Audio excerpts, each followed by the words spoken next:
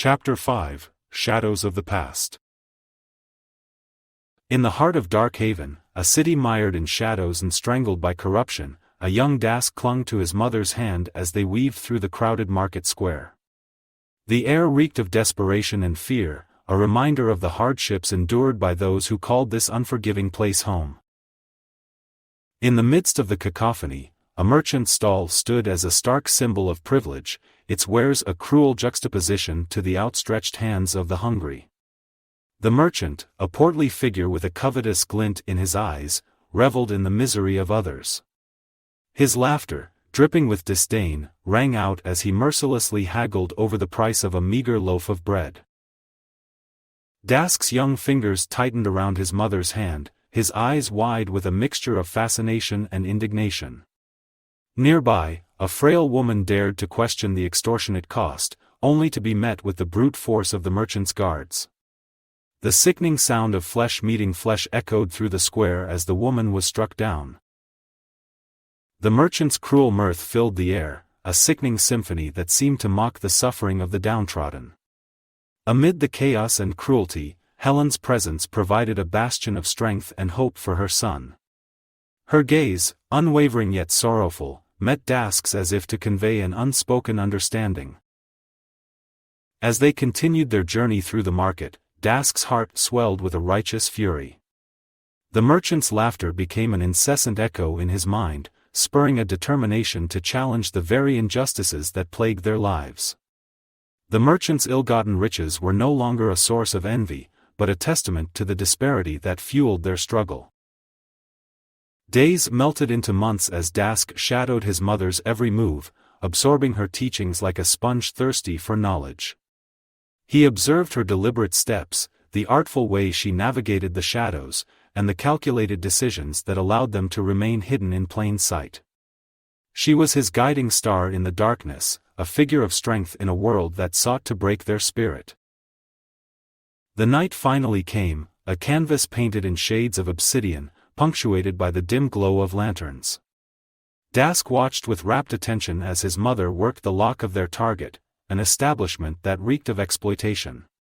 With a skillful touch, she revealed the inner chamber, a treasure trove of wealth amassed through cruelty and greed. Helen's fingers played with the edges of pilfered trinkets and baubles, her eyes reflecting a complex mix of weariness and conviction. Her voice, soft yet unwavering, carried a message that resonated deep within Dask's heart. We only take what we need. Never forget that, Dask.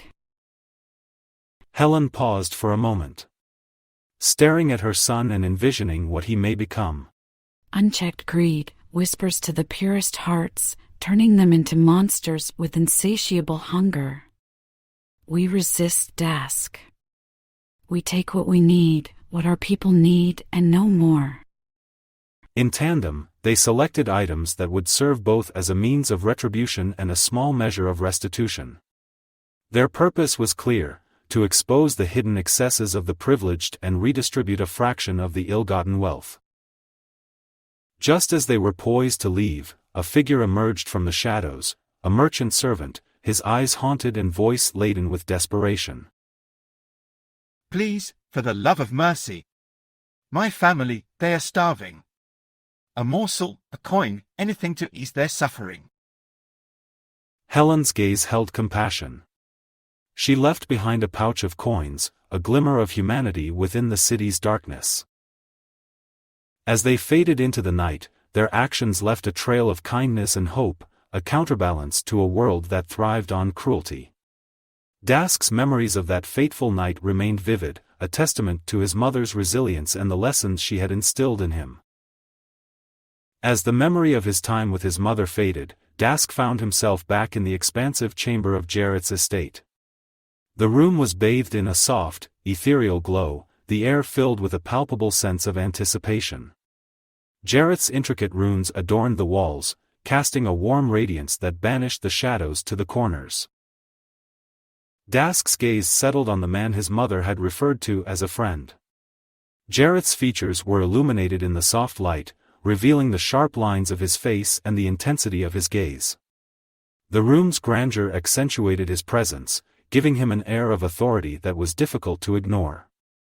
The young thief's eyes lingered on Jareth's calculated expression, his mind dissecting the layers of the man before him.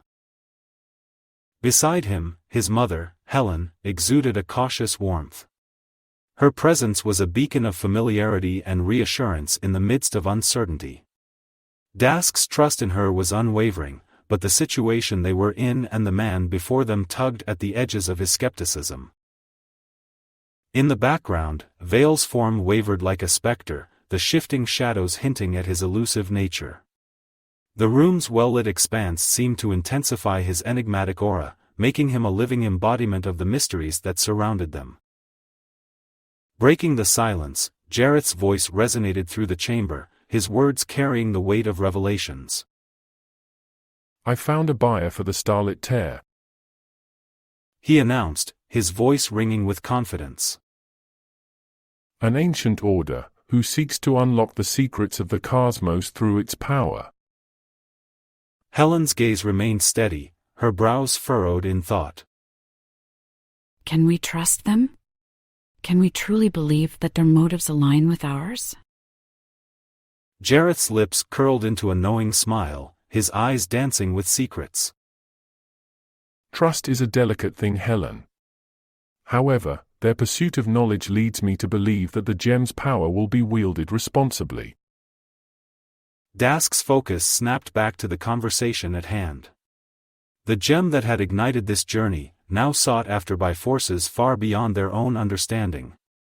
The knowledge that the Starlit Tear was a key to cosmic truths only deepened the layers of intrigue surrounding it. As his thoughts swirled, he stole a glance at his mother, searching for any hints of hesitation. But in her eyes, he found only determination, her belief in their cause undeterred. Dask's exhale was tinged with a mix of relief and skepticism. It's a glimmer of hope, at least. We've been running out of time, and Lord Amic's pursuit grows more relentless with each passing day. Jareth's gaze bore into theirs, a weighty understanding passing between them. Indeed, time is not our ally. Our actions have set in motion a sequence of events that demand our response. As their voices continued to fill the room with their hopes and fears, the shadows outside began to stir, weaving their ominous dance. Unbeknownst to them, an ambush loomed, a threat that would propel them into a clash against forces they could scarcely comprehend. Thank you for listening to Chapter 5. For exclusive content, behind-the-scenes looks, and a chance to alter the fates of the unwinding story, consider supporting me on Patreon. Your support is appreciated. Until next time.